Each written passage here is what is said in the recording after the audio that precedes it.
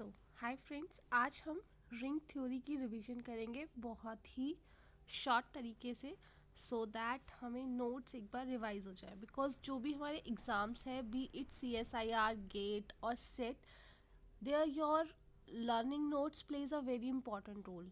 वहाँ पे आप अगर रिकॉल करने लग जाओ then your time is wasted a lot. So this is a short revision for you. So let's start ring theory now. Ring theory क्या होती है? रिंग थ्योरी होती है जहाँ पे हमारे दो कोई भी ऑपरेशंस होंगे। अगर हमारा R यहाँ पे प्लस है एंड यहाँ पे मल्टीप्लाई है, तो with first operation it needs to be abelian and second operation यहाँ पे हमारा सेमी ग्रुप एक होना चाहिए। ये हमारा एबेलियन होना बहुत ज़्यादा ज़रूरी है फर्स्ट ऑपरेशन, ठीक है, जहाँ पे भी हमारे दो ऑपरेशन होते हैं। तो अब आपको हाँ रिवीजन चलते हैं now. Fx is a PID if and if F is a field. Field क्या होता है? हमारा ये एक शॉर्टकट है FEPUI, ठीक है। तो ये होता है integral domain, then unique factorisations identity, then PID principal आइडेंट domain, then Euclidean domain and then field FEPUI, ठीक है। तो ये हमारी एक शॉर्ट टर्म है। जो रिंग आपकी इंटीग्रल डोमेन होगी वही आपकी UFD होगी, वही आपकी PID होगी, वही आपकी ED होगी और वही आपकी फील्ड होगी, ठीक है। तो जो हमारी Fx है, Fx एक पॉलिनोमियल होता है, वो PID तभी होगा जब F हमारी एक फील्ड होगी। In a PID every non zero prime ideal is maximum.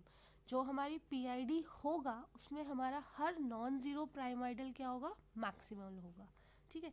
ये बहुत इंपॉर्टेंट है। अगर हमारे पास कोई भी पॉलिनोमियल रिंग दी है और उसके डिवीजन में एक पॉलिनोमियल दिया है, ठीक है, वो x² + x कुछ भी हो सकता है, अगर वो irreducible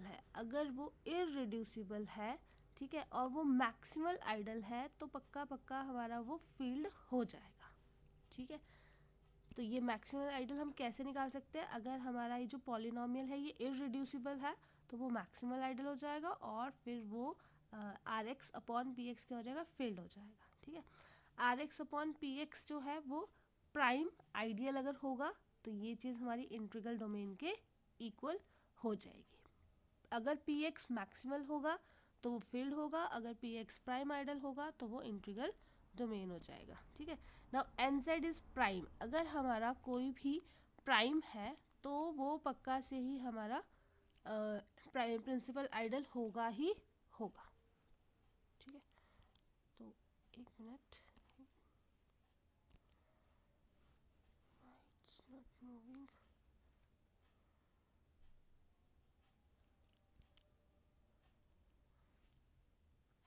wait minute, okay now next, ठीक है। तो अंडर द रिंग होमोमॉर्फिज्म, जैसे ही हमारा ग्रुप होमोमॉर्फिज्म होता है वैसे ही हमारा रिंग होमोमॉर्फिज्म भी होगा।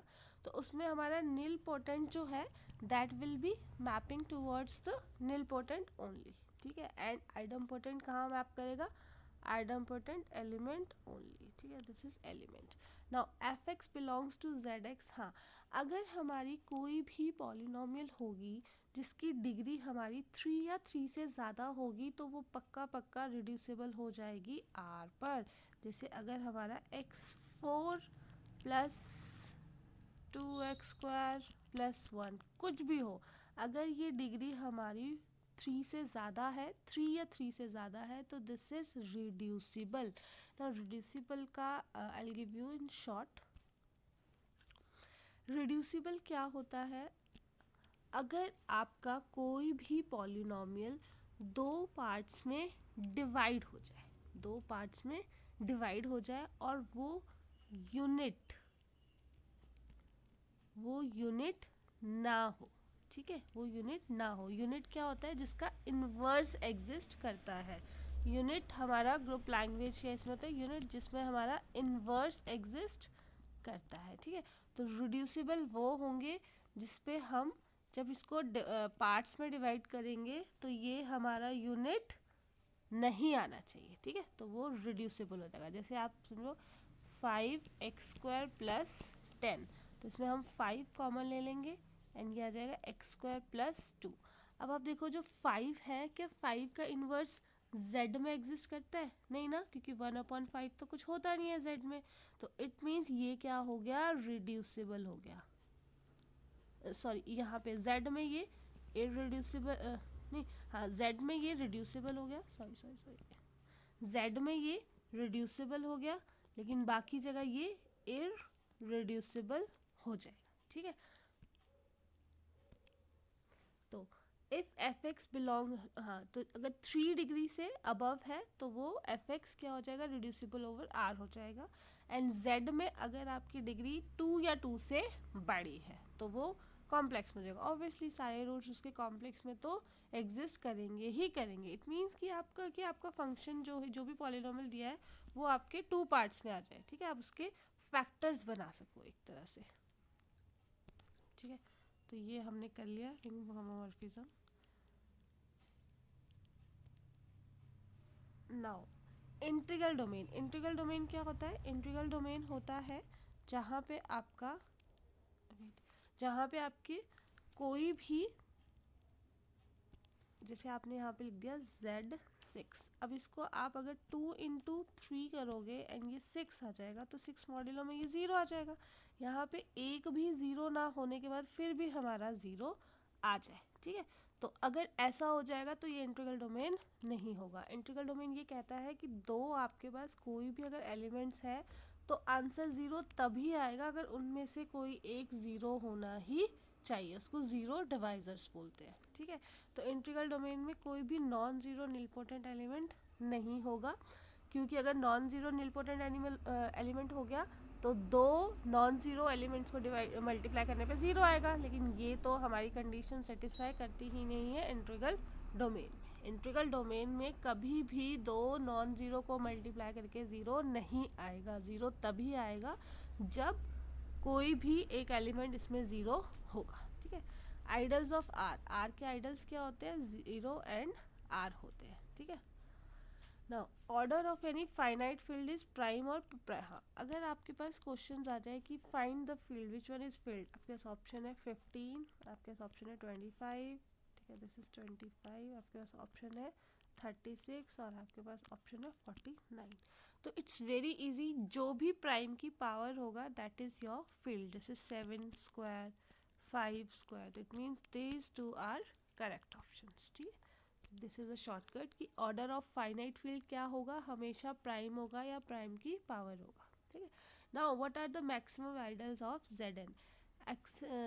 Zn के मैक्सिमम आइडल्स होते हैं number of distinct primes, like if it is 42। ठीक है, तो इट विल बी 2 × 7 × 3, तो there will be 3 prime maximal ideals. ठीक है, number of nilpotent elements in Zn कैसे निकालते हैं हम? अगर हमें नंबर ऑफ निलपोटेंट एलिमेंट्स निकालना है Zn में, suppose we have given like here it is 39। ठीक है, तो 39 will write 3 × 13, this is prime. Now prime की पावर क्या है? 1 -1 एंड 13 1 - 1, तो एक्चुअली ये तो 1 ही हो जाएगा। Okay, will take some other example, like we are taking 243। ठीक है, तो इट विल बी 3 × 81।